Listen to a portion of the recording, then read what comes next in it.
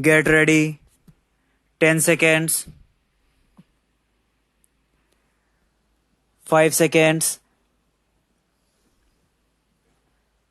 Start. At the very outset, I would like to mention that the idea of introducing a compulsory savings scheme is not a new one and has been under consideration for the past several years. In fact, as early as in 1958-59, the National Development Council had expressed a view in its favor. We are also trying to secure the cooperation of trade unions and employers for its introduction. As a result, however, of the situation created by the emergency and the paramount need for finding additional resources to meet the growing cost of development and defense, the government came to the conclusion that it was no longer possible to rely on the proceeds of taxation and voluntarily savings alone, and that introduction of some element of compulsory savings was unavoidable. The bill before the House is a comprehensive measure and seeks to cover all the major sections of the community who can be expected to have some margin for savings, however small that might be. It cannot be denied that compulsory savings would impose some hardship, particularly on the lower income groups. No one would have been happier than ourselves if we had the means of eliminating these groups from the scope of compulsory savings. But in our country, by far the major portion of the population is poor, and unless the poorer sections are also made to save, we cannot hope to build the country's future prosperity.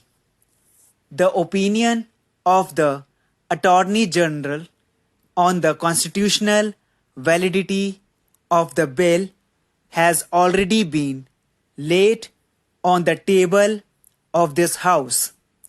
Honorable members may have also seen reports of the discussions in the other House which have since been circulated to them.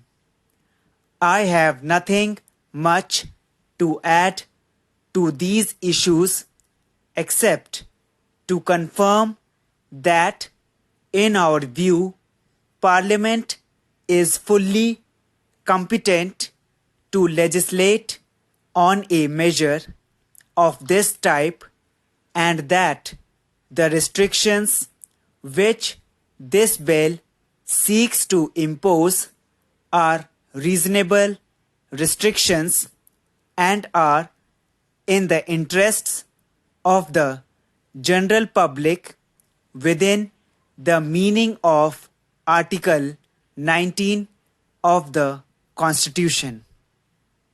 Government are taking powers to provide for suitable reductions or exemptions wherever they may be justified to ensure that the bill does not impose any undue hardship.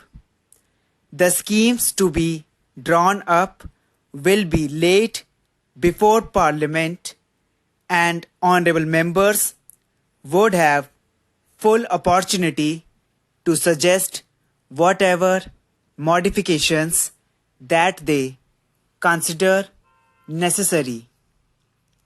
Considerable opposition has been voiced in regard to the inclusion of persons liable to the payment of land revenue in the scheme of compulsory savings.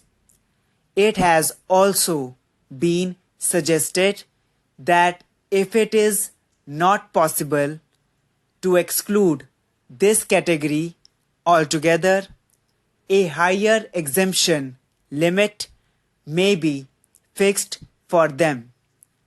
We have very carefully considered these suggestions. May I inform the House that before the bill was drafted, there were detailed discussions with the chief ministers and finance ministers of the states, and the conclusions reached were that in a comprehensive legislation of this type, it would not be appropriate to exclude the rural sector, which has also had its fair share of rising incomes and growth in agricultural production and economy. A very large proportion of investments made by government has been on multi-purpose river valley projects for providing irrigation and electricity facilities. The main benefit from these projects cannot but be assumed to have accrued to the agricultural classes. On the other hand, land revenue rates have not increased in the same proportion as the other forms of taxation. It should also be borne in mind that on an average, the land revenue liability is less than 2% of the total agricultural income, and as such, compulsory deposits at about 50% of the land revenue payable at the rates in force in 1959-60 cannot be construed as onerous. Although for administrative convenience, the bill provides for the maximum rate of compulsory deposit at 50% of the current land revenue liability. The scheme shall be so devised as to ensure that the deposit does not exceed on the whole 50% of the land revenue payable according to the 1959-60 rates. This is intended to reduce the extra burden on the landholders in the states where the land revenue rates have been increased in recent years.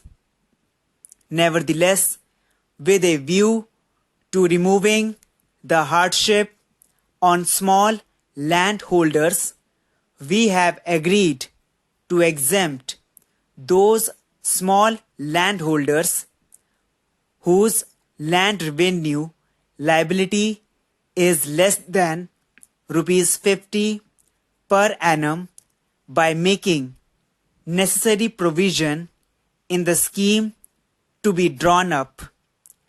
As a result of this exemption, almost half the total land revenue payers would be excluded from the scope of compulsory savings. I might add that some of the less developed states whose need for resources is very much more were urging for a lower exemption limit. We have not found it possible to agree to any decrease in the exemption limit. So, in the circumstances, this bill deserves the approval of the House.